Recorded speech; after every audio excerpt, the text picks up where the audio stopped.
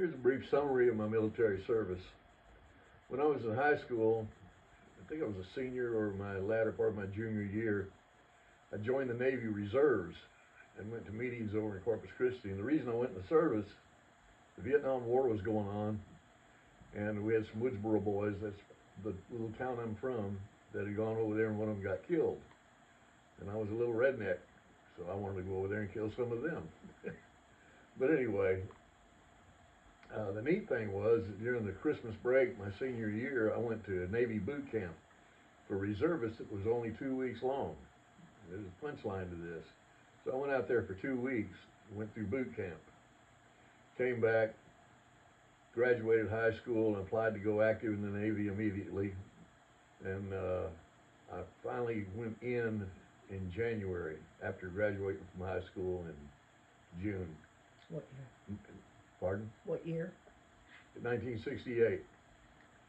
And my initial assignment, because I hadn't gone to what they call a Class A school, I was a non-designated seaman. I was sent to an aircraft carrier, and when I got on the aircraft carrier, I was with two other guys, and the bosun's mate, the clerk, he says, well, he said, we need 2 guys for deck division and 1 guy for G division. Well, I didn't know what G division was, but I knew what bosuns were in working the deck, you know, mopping and painting and chipping and all that crap. And I said, I'll take G. Now, mind you, I was about 5'7" then and weighed about 140 pounds.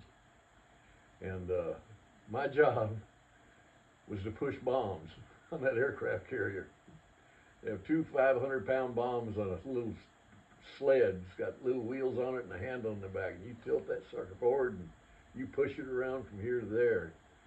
By the time we came offline, went to Vietnam and loaded lots of bombs.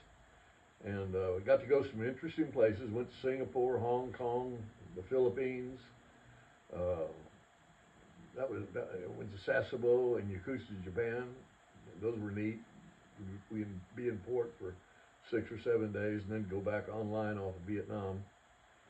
But by the end of that tour, I could pick up the ass end of a Volkswagen and push it somewhere. And I started growing.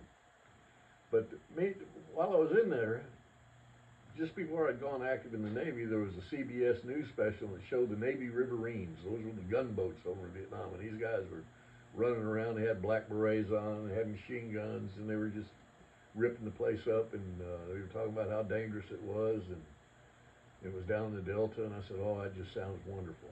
I wanted to see if I had enough guts to do something like that. And so I volunteered for the Riverines while I was on the ship, and I got denied.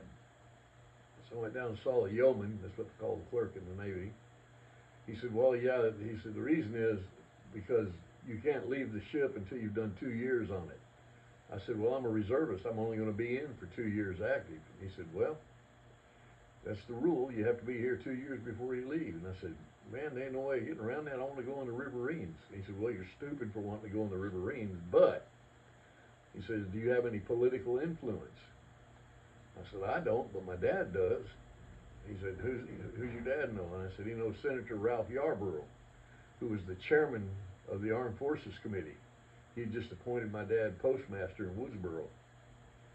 He said, well, put in a request to write your congressman. He said, they'll pay attention to you then. So I did. I put in a request to write my congressman, and I mean, it wasn't but the next day, I was standing tall before my division commander. He said, who is it you know, and why do you want to write him? And I said, well, my dad knows Senator Ralph Yarborough, and I want to go in the Navy Riverines.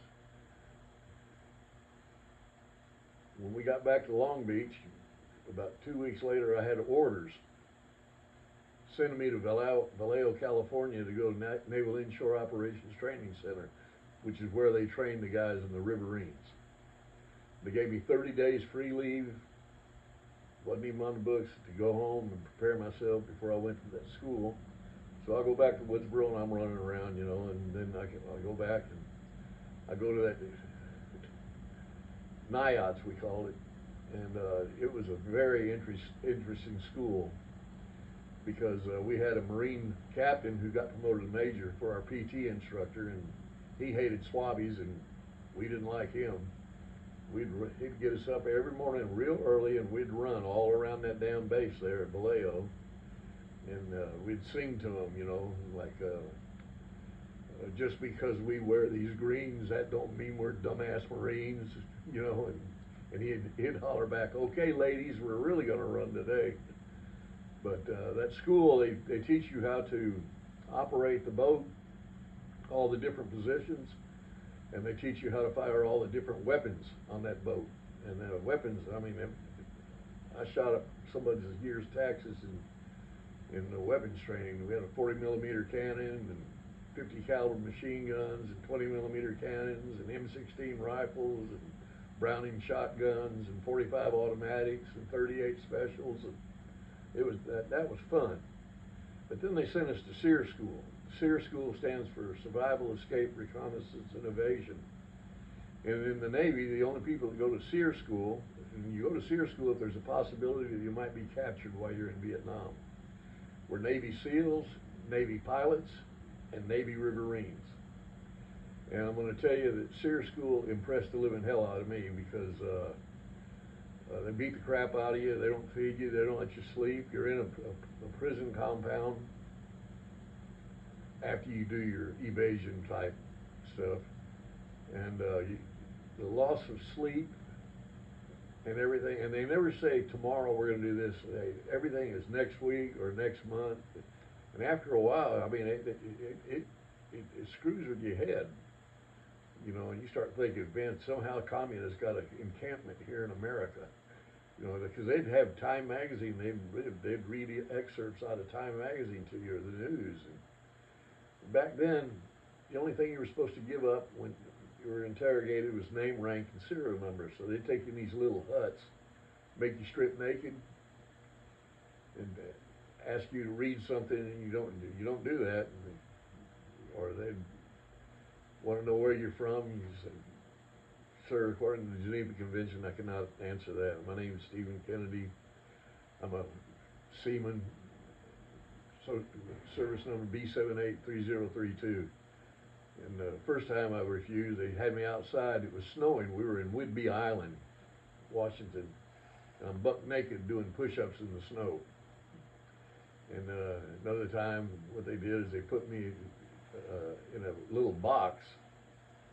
To get in the box, you step in it, then your head and shoulders go in it, and they fold you down to where the last thing to go in is your butt, and they shut the lid on it. You got your knees up around your ears, and you're just cramped like a...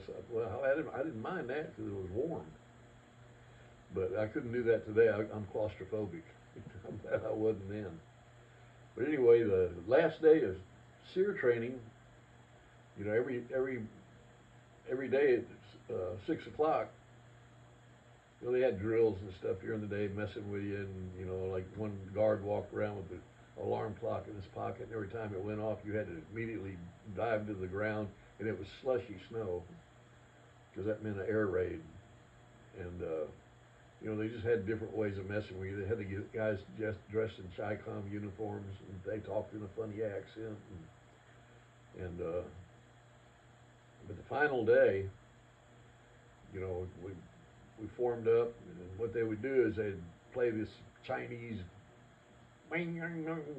music, and the guard commander would tell us to come to attention and to salute. Well, our leader would not have us salute a foreign flag. And they'd come out there and they'd beat the shit out of him, and the next guy in line would step up and he'd give him the same command, and he wouldn't do it, and they'd beat the shit out of him. And I was going, oh Christ, because I was like number 38, and I watched them get down to almost 27 or 28 one time, beating the shit out of guys before they dismissed us, you know, told us get down. We had to do all kinds of calisthenics and stuff.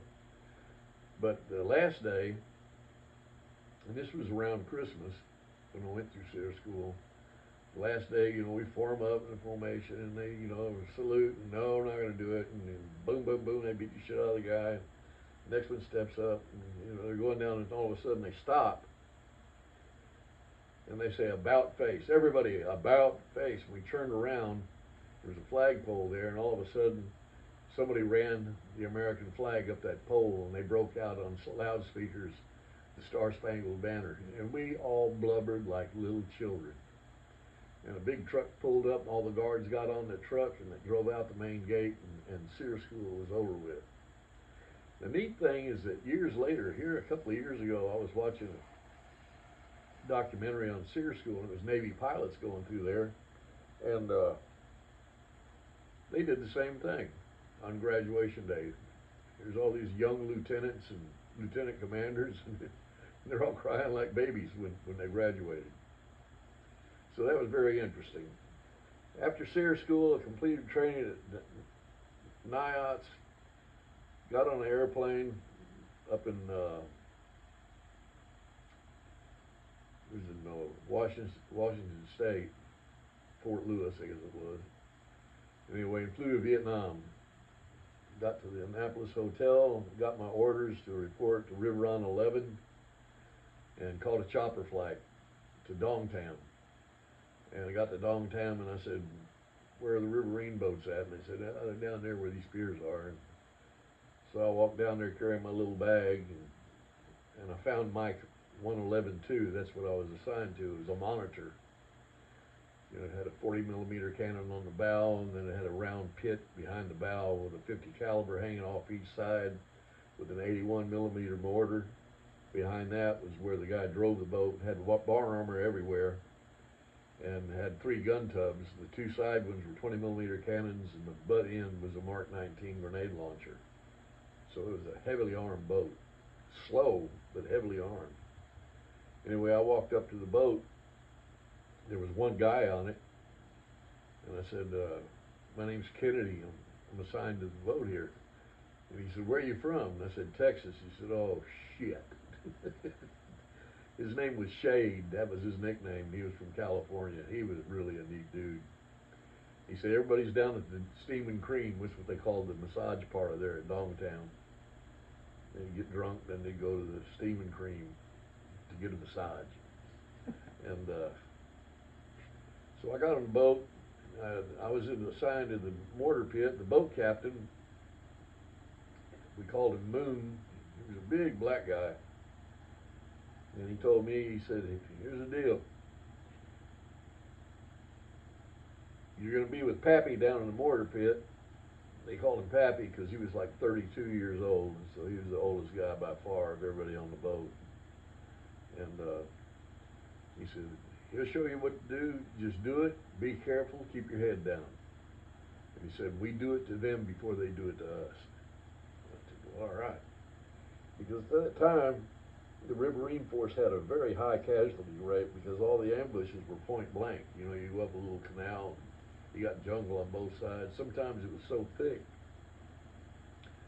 that the trees going over the canal, the Viet Cong would get some of our Claymore mines and hang them in the trees. We didn't have any armor or plating or anything on top, and they'd detonate those things when you went underneath them. So I'm saying the ambushes were like point blank. So it was pretty doggone scary. So I get on this boat, and I'm assigned to the mortar pit. And my job is from whichever side the shooting's coming from, I'm to get on that 50 caliber. And Pappy, he had the 81 millimeter mortar with a round resting in the bottom of it, and it had an actual trigger on it. And the firefights were so close that a mortar round, when you take it out of the tube to use it, it's got little powder bags on the bottom of it. If you leave all of them on, that mortar round goes a hell of a long way. Every powder bag you take off of it, it shortens the distance that it'll fly. Well, our mortar rounds, as soon as we unpacked them, they took every powder bag off. All it shot was a base charge. It'd go poof, and you can see it going. You know, like I said, our firefights were very, very close. And I guess I was there for a little over a week. We were patrolling at night, and dark, couldn't see crap, couldn't see your hand in front of your face. I learned that if you want night vision, you don't look at something, you look off to the side because you see better out of the side of your eye. But Vietnam was a kind of a noisy place. I'd hear a whoomp, and boy, I'd jump on that 50, and Everybody else on the boat is kicked back. Pappy's sitting over there smoking a cigarette, you know. He'd say, "Sit down, buddy, sit down. Take care. Don't worry about it." So I go sit down. Finally, one night, there was something that sounded like a 18-wheeler when they released the air off its air brakes. That whoosh. I heard a whoosh, and all hell broke loose. Everybody was on the guns. The guns were going. I started shooting, and Pappy grabbed me. He says, "See the other side." Went over there and started shooting. Never saw anything, just shot. You know, but that was my first firefight. And, you know, we went through it, and came back through it, and shot up the place again, and went on about our happy business. We didn't get anybody hurt or anything. And a few nights later, we were on ambush. What you do is you pull the boat up, right up into the brush. And you sit there, and the boat's painted a real flat, dark green. Doesn't reflect anything. And we're sitting there on ambush, and these guys came down the canal, and they were in a little sampan, a little canoe-looking like thing, and they told me, "Get ready." You know, I'm on a 50 then. And they pop a flare and holler, "Chu hoi," which is Vietnamese for surrender. You know that flare goes whoosh and pops, and it swings from a little parachute. I mean, everything is bright as day. And those guys, instead of chu hoing, two of them picked up guns, and they just got smoked. I mean, all of our guns opened up on them. There wasn't nothing but spray and splinters and pieces of people flying everywhere, because they weren't very far away. And I mean, I was... Anyway, the next day, I wrote a letter home to my dad, and I said, "Boy," and he wasn't fond of Vietnam, but he supported me. But I wrote him a letter, and I said, "Boy," you know, I would tell him about the deal, and I said, "These people must really believe in what they're doing, because those guys didn't have a hope in hell, and they wanted to fight."